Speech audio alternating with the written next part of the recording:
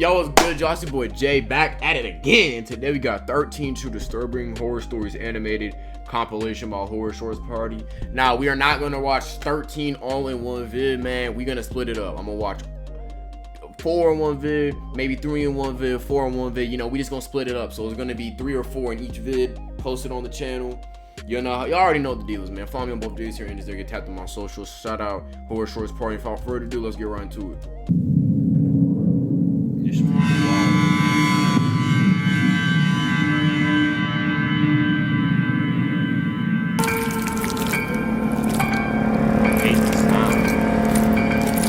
Stop adding these sloppy noises on my shit. I don't like it. Why is blood coming out this nigga mouth? What's going on? Might be thumbnail there, easy. What is happening? No, Rev, no, Rev, what is happening? I have had no exposition, ain't no dialogue exchange. I had no narrator tell me what's going on. Why is this dude watching this? He smiling, eyes dilate. Like, what are we doing, bro? Tell me something. Pan that camera down, bro. What is he doing under the camera? What is he doing down here, bro? Stop it, bro. Is he under the grip jerking, bro? Nigga under the crib jerking his shit, man. No. Pause. If you're on the ASMR side of YouTube, you've more than likely seen a mysterious female that wears a mask over her eyes while dining on large portions. Like, it's one thing to listen to ASMR if you go into bed, bro. You turn on ASMR, I've never been that type of dude. Turn on ASMR, but you go to bed, man. But why this nigga? Oh, she's eating. Oh, I'm about to blow. Like, what is he doing? Of meat, particularly raw meat. I love her work and I've been obsessed with her since day one. I already know him, bro. The way she made ASMR eating sounds really captivated my attention. For the purpose of this story, I'll refer to her as Why is she dressed like Gojo, nigga? What the fuck? There's something alluring about the way she wears a mask in every single video, only revealing her mouth down to her hands. I revel in the fact that she stays so thin and I've seen some hair. Oh my god. Oh. Yo. Vegeta done fell off. Nigga, your hairline is cooked. Nigga, you got the Vegeta. Renji hairline. Oh my. Nigga, that shit. Nigga, big 65-degree angle in that bit. Cuts back. Nigga, you got a hypotenuse on your shit, bruh. Fit while putting away enough raw meat to feed an army in every video. Your ass up with, oh my god, it's even worse. What is this angle, bro? Why your shit look like Desmo's logo, bro? Look at your shit look like a roller coaster. Nah, bro, you need to get your fuck the ASMR. You need to get that shit. Go to Turkey. You need to go to Turkey immediately, bro. Go to Turkey and get them boys give them boys some gabloons, cause your shit is cooked. God, hey, y'all should like the Gmail logo, bro. It's up. I can't help but simp over her. I'll admit, I've grown a little bit of an obsession. Drooling, bro. Look at the drool come out his mouth. The way her fingers bathe in the sauce when she dips the meat, and the way the dressing dribbles out the sides of her mouth. It's just mesmerizing. I've never missed a live stream, let alone an upload. I presume most would refer to me as a fanboy due to my excessive promotion of Kathy on social media. I would like to think that she is where she is success-wise thanks to my devotion. I know a thing or two about marketing and advertisement, so spreading the word on her channel had come second nature to me. I noticed her channel had been elevating since I shared her content with my followers. I've watched her subscribers escalate to nearly 1 million and couldn't be— So, but does she know you though? Did she give you a thank you or something, my nigga? Did she hit you up on Gmail, TikTok, Insta, Snap? Her views have been ascending since I followed her. Coincidence? I don't think so. But as of late, speculations from her comment section have noticed her health declining.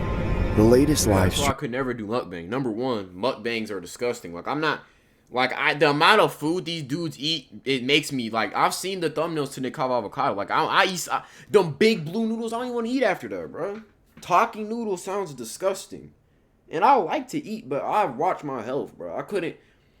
my channel needs to be about something that I like and that I like to do. Something like that. You feel me? Like, I love making reactions. My main channel, the Jay's Here's channel, that's just me talking about anime, making edits and commentating, writing scripts. I like doing that, bro. I love making reactions, and y'all seem to love them too because y'all going crazy. But, like, this shit is not it, bro. Nearly threw me in a state of panic. Yeah, no wonder her thoughts are kind. She's eating brains. She's eating zombie brains like this is COD Zombies, bro. Can't be healthy for you.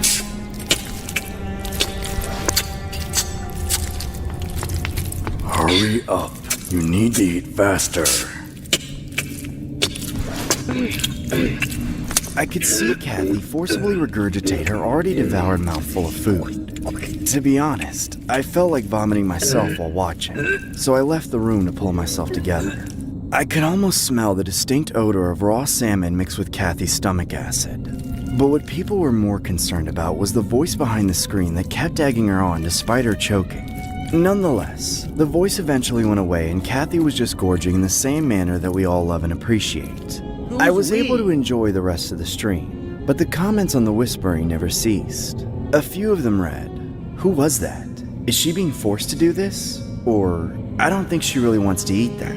My stomach dropped reading the dissatisfaction from her followers. My concern for the success of her channel got worse the next time Kathy went live. This time, there were really dark bruises on her arms and sores on her lips. To my dismay, as though the floodgates had been opened, commenters were coming out of nowhere and pointing out the bruises. I began typing in the chat box to chime in on the whole ordeal, saying, "Kathy, please cut the feed, darling. You don't look well. Get some She doesn't know you, little bro. help." She must have seen my plea as the feed was cut. I closed my laptop and headed down to my kitchen to hammer down a cold one. The intensity behind the comments section left me feeling parched and in need of a drink or two. Unfortunately, things didn't get better for Kathy, but would only get worse over time. The next live stream, she was chomping on meat as usual. However, one of her teeth Yeah, crumbled. it's not gonna work, nigga. She's eating raw. This shit looks raw. And it's not even sushi, nigga. This is like raw. This is like raw beef.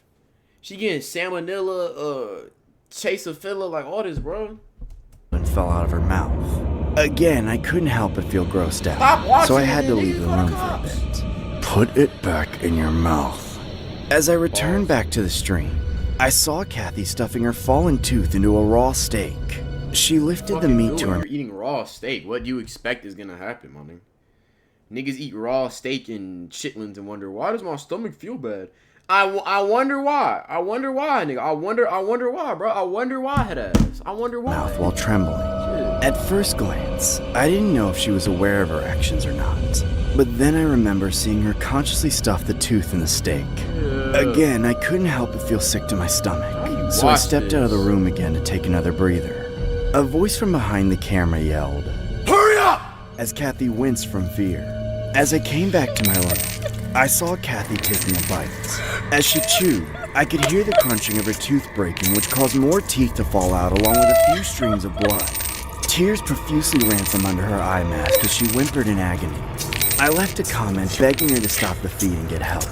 Again, the feed stopped after my comment. I was now convinced that Kathy knew who I was, despite us being separated virtually. Nonetheless, I was content with her ending yet another bizarre ASMR mukbang stream. The comments continued after the stream. One read, "I'm glad they stopped the stream." Bro, what is this? Nah, bro, nah. Terrence Nicholson. What the yo? Nick, bro. No mustache, Chewbacca beard is insane. What the come over? What the come over? It's actually insane looks. But I can only imagine what's happening to her off camera. As if I hadn't seen enough. Folk. The next live stream sent me over the edge. Kathy was dipping raw salmon into that famous red sauce and began tapping the bowl in a particular pattern. The comment section started blowing up as most viewers recognized her tapping as Morse code. She was allegedly signaling the word help, which really pissed me off. I rushed down the stairs and where I've kept Kathy and said, "You ungrateful wench! I starve you every week, so you work up a hell of an appetite, and I provide a massive meal for you. Not to mention I help you keep your figure. Now you have the nerve to ask for help using Morse code? I made you famous, and this is how you repay me! I knew it, bro. No grown man should be obsessed with a streamer like this. I'm already knowing, bro. I knew this nigga was behind it, bro. I told you I got my KK Genkai 2 days ago for him. Since that day, I've kept the channel up because I don't want anyone being suspicious of me. To all her fans, don't worry. I've been checking up on her, but no one's ever gonna see her again. I hear now there's a cluster of theories that Kathy was being held against her will. Whether you believe that or not, no one will ever know what truly happened to her. Sincerely, Anonymous.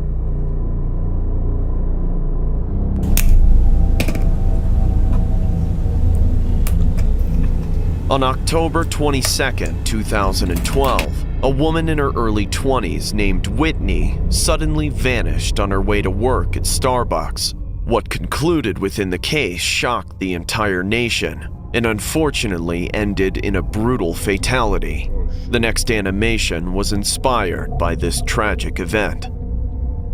There was a time not so long ago that my only relationship to Starbucks was that I worked there. I wasn't a fanatical customer. I wasn't the owner of a franchise. All I had to do with the coffee chain was the fact that I could be seen in the drive-thru window in the dark hours of the late Damn, why they make her titties so big? shift. For a long time, I thought this meant literally nothing. After all, very little business ever came through the drive-thru at the hour, especially given the location I worked at, being somewhere most people consider as the middle of nowhere. Most people were just stopping by to get some caffeine so they could continue with their overnight drives across the middle of the country. The inside was closed anyway, but I doubt most of them would have considered staying for long if it was. It wasn't an urban craft coffee house. It was just a rural Starbucks. Hi, welcome to Starbucks. How may I take your order? Yeah. Damn, bro. This gotta be against dress code, bro. Hi, welcome. Like, you just got them all out, my nigga. Like, no, bro. Just out. Like, yo, Welcome to chill. Starbucks. How may I take your order? Yeah, so, I'd like a grande iced caramel macchiato with extra vanilla sweet foam, 2 pumps of caramel syrup, 2 pumps of mocha syrup with soy milk and brown sugar topping. Oh, and 2 extra shots of espresso. I never understood how people could put such diabetic abominations into their bodies and continue to function normally. And it always amused me how they seemed allergic to real cow's milk, as if it was unhealthy or something, when they were about to consume enough sugar to put a toddler into a coma.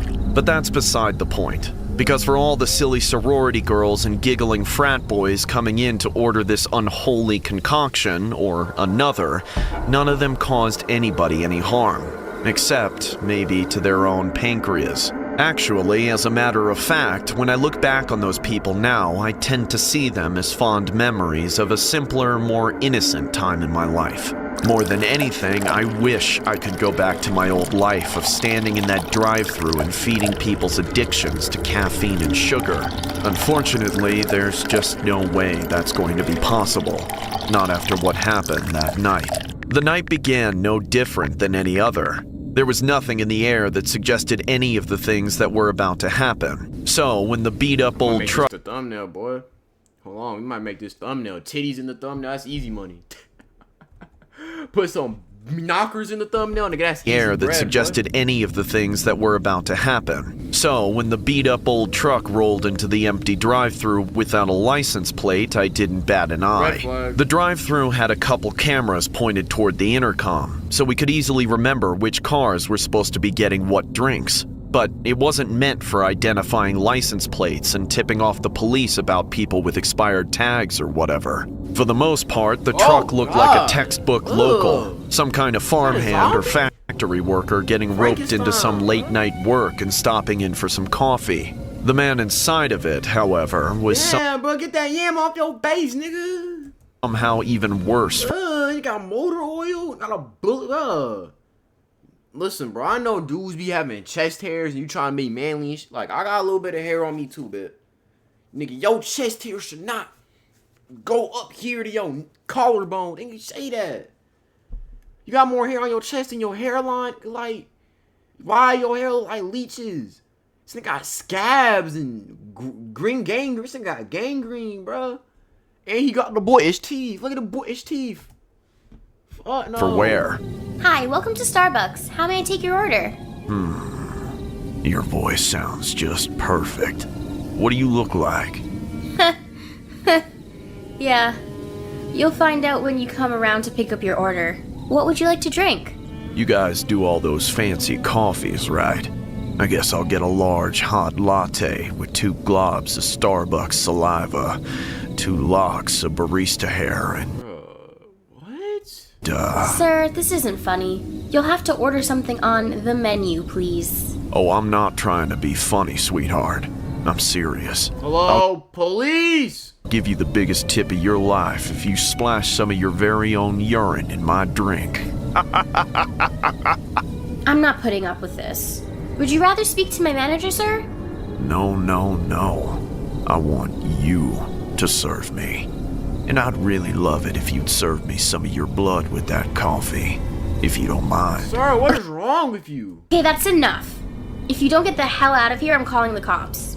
I dealt with some seriously rude and disrespectful customers before, but this guy certainly took the cake. I watched him drive off from the intercom, hoping that he would just be some creepy old dude playing some kind of crass joke on a college student, and that he would drive off and not stop at the window. But of course, he wasn't ready to leave yet. He screeched to a stop just outside the window. Alright, I'll get you. Alright, I'll make your coffee in a second. Call the cops on that nigga. That's how you do it, bro. Leaning out of his car door with a strangely apologetic face, pleading something with his hands together. Reluctantly, I opened the window just to Why would you do that? crack. I'm sorry, really. I didn't mean to freak you out. You're just as perfect as you sounded. You know, you have the most beautiful blonde hair. Such long, sultry hair. Anyway, I'm sorry about all that back there. I just want a black coffee. I wasn't sure what to make of the situation. He seemed like he was just some out-of-touch old creep trying to prey on some younger women, which obviously is a terrible thing to do, but I wasn't worried about men like that. I worked at a rural Starbucks, and that was something I'd had to handle a lot of. I could handle myself around creeps like him.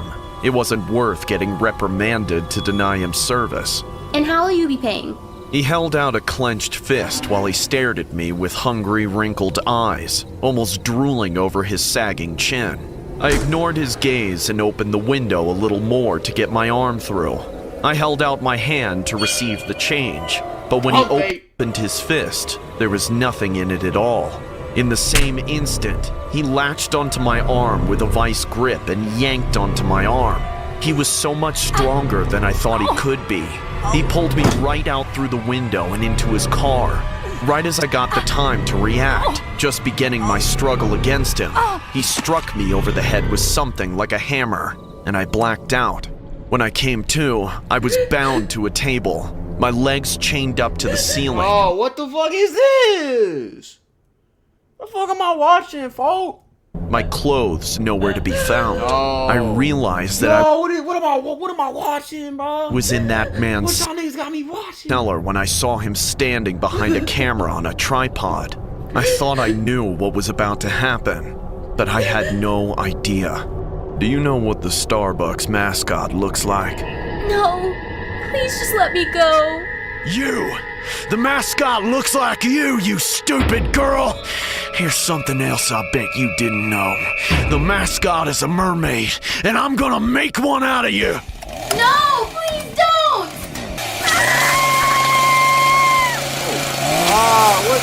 What am I watching? We might have to just do two, but we might have to watch this whole another time, bro. I ain't gonna lie, I might have to watch it like on like a Saturday or something. So I need a break, boy. What no? This story was inspired by a case regarding an Army veteran who was in a coma for X amount of months. After being ill for quite some time, the man goes through a nightmarish journey in hopes of getting his life back. And of course, Taco Bell. Here's what it looked like. I'm a veteran with a wife and 2 kids, so staying fit has always been important to me. But after getting out of the service, like many veterans, I was faced with some post-traumatic stress. All in all, I think my case was less severe than most, and I was lucky to get home without any physical injuries. That said, I had to find a way to cope. For me, it was Taco Bell. That's not as bad as some of the other ways one can self-medicate. But my addiction to the fast food Tex-Mex did have some negative effects on my health. Yeah, I can tell you look fat, my boy. Started to gain weight, and to this, my wife caught on rather quickly. I love you, baby, but you have to stop eating so much Taco Bell. You're gonna have a heart attack. Time to get in the lab, my nigga. Get Aki, boy. You know what I'm saying? You gotta get some of that. You feel me? You gotta get some of those, boy. You can't be looking like this, man. Gotta lock in real quick, folks. Don't worry, babe. I'm going to be fine. Even though she turned out to be right, it was really hard for me to stop. I never really did. I don't know why I turned to Taco Bell exactly. Maybe it was because it was one of those things I missed while on deployment. One of those things that reminded me of home and kept me going through the hard times. My wife would always take it away if she saw me with it, so I started getting sneaky. I'd go out for errands and order a large quantity, eat some while I was out, then smuggle the rest inside and munch on it while nobody was looking, or while I was in the bathroom using the toilet or taking a shower. Oh hell no. Pause. Bruh, you eating Taco Bell on taking a doo-doo? Bruh, nah, pause, folk, pause. Nah, foul on the play. This nigga shitting eating Taco Bell, bruh. Out with the old and in with the new ass nigga, man, bro. What? You shower when you eat, bruh. It's never been that serious, bruh. Like, it's one thing to sneak in food. I think we all done that, but shitting and eating, showering and eat, bruh. You a new level of fat, bruh. And this nigga showering with a tank top and drawers on. What the bruh? What are we doing? Any chance I could get. Really, serious, even in bed. Textbook addiction stuff, according to my therapist. But it all came to a head in a really strange way when I came down with double pneumonia. At first, I just had a cough, but within a few days, I was bedridden. Yeah, even then, I was asking. Taco Bell's bad for you. Like, it's not even me making fun of the dude, bruh.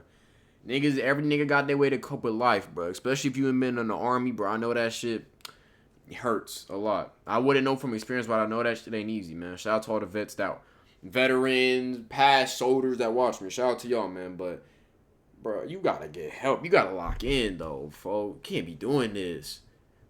Like, you eating while taking a dump is the equivalent of a nigga gooning while at his, like, a family function. Like, he goes in the restroom, beats his shit, and comes out. That's how bad it is for you, bro. You gotta lock in, folks. My wife to get me Taco Bell.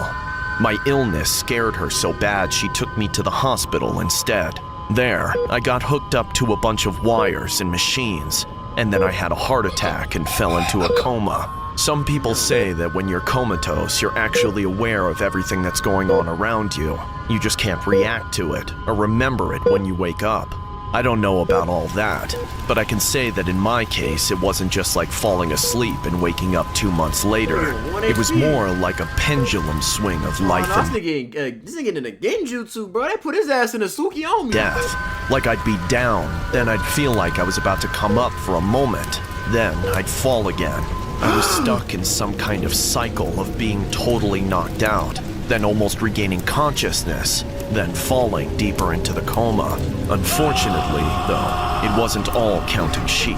Every time I slipped back, I was gripped What the fuck going on? with a horrible nightmare, and always the same one. Is that the beast tiger? What the fuck? In the beginning, I was running away from it, but it was always Bro, he's seeing delusions and demons. What the fuck? faster than me. Eventually, it got to me and took me down to the floor. This nigga in the But dark continent, bro. there wasn't really a floor, just an abyss getting closer and closer to the flames of the underworld. There, it started gnawing on my legs viciously, with jagged, serrated teeth. It didn't want me to be able to get back up and start running again. The pain was unimaginable. You And must as not the be living right from a spiritual perspective. Demon- What the fuck am I looking at, bro? severed my legs. It kept pulling me closer to whatever kind of fiery portal it came from. I tried so hard to crawl away from it, but I just kept sliding against my will, and it felt like I was being dragged against a bed of nails or a belt sander, like my skin was being torn away as I was taken. But every time I got close to the portal, what felt like the point of no return or the edge of death itself, it would all vanish into blackness, and I would think that I was finally about to come to. I would try to get up, to say something, or simply to get my own lungs breathing again. Sometimes I swear I could even hear the voices of doctors, or see my wife sitting beside me, waiting for me. I'd try to grasp onto her so I wouldn't go back, but it was no use. After getting just a few seconds of somewhat benevolent reality, I'd snap back to my race towards death. It all started happening faster and faster, like my chances of survival were getting slimmer and slimmer. No matter how hard I screamed, there'd be nobody to hear me. No matter how hard I kicked at the face of the demon trying to eat me, there'd be only bloody, ravaged stumps left of my legs. And every time it would get more of me. I was eventually reduced to a torso, with the shreds of my legs long gone down the gullet of the beast. I was so weak. I couldn't fight it anymore. There was no skin left on my arms from all the crawling, and my bones were beginning to wither away. I was almost a goner. It was taking me down closer to the raging inferno than ever before, and I got a good look down into it. There was an army of disembodied hands waiting there for me in the eternal fire, itching to tear my soul to shreds and What make were me you doing? You were alive. What the fuck is this? one of them. I was just about to give up, but the only thing that saved me was feeling the flames finally begin to lick the remnants of my body. The fierce heat of imminent immolation hit me like an electric shock. I fought back with more fury than ever before, not even physically, just all in my soul. You can't take me. You can try, but you can't. None of you can. Not bullets, not bombs, not sickness, not fire. Screw you. I am not finished yet. And then, I'm gonna go Super Saiyan. just like that, without any warning whatsoever, it all vanished. I was in the blackness again, but this time it was different. I could feel it. It was dry. I soon realized that I was feeling the parchedness of my eyelids, mouth, and nose. I tried to speak, but there was something in my throat. My first attempts at movement were rather pitiful, and I could just tell that I had become terribly weak. I started to panic, and that set off a bunch of events around me that I couldn't quite perceive. People shouting and walking, but all I could see was the blackness getting lighter, turning gray. And then I felt the thing in my throat get yanked out. Somebody, a doctor, pried open my eyelids and flashed a light into my pupils. I got my first look at everything in a long time, and I started being able to decipher the words that were being said. Phew, I thought you were lost there for a minute. You sure are a trooper. Oh my god, he's awake! Are you okay? There was so much going on, so many people around, I couldn't really focus on responding to any one person. Instead, I just looked inward and tried to communicate what it was my body needed most in that moment. The words came out slurred and jumbled, but I clearly remember managing the words. I want Taco Bell. Unfortunately, because of how badly I deteriorated during Sensu bean. What the fuck did I just witness? the coma, I wasn't able to get my fix for a long time. I weighed in at a size I'd never been since middle school. I was hardly able to walk or talk, and I certainly wasn't ready for solid food. My stomach shrank to the size of a lemon or something. It was almost another 2 months before the day finally came, when my wife arrived with a big bag of those hot, spicy, crunchy, juicy tacos. I've never learned. This nigga was Taco Bell put this nigga in a genjutsu.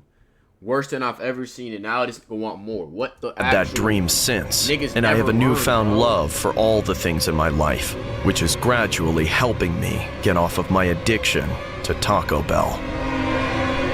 Yeah, man, this is gonna be the first part of this series, man. I need a break, bro. This nigga go through the worst type of way. But hey, man, shout out to this dude, man. Shout out to homie Horror Shorts Party. Like always, it's your boy Jay. Stay healthy, and stay blessed. And I'm out, bro.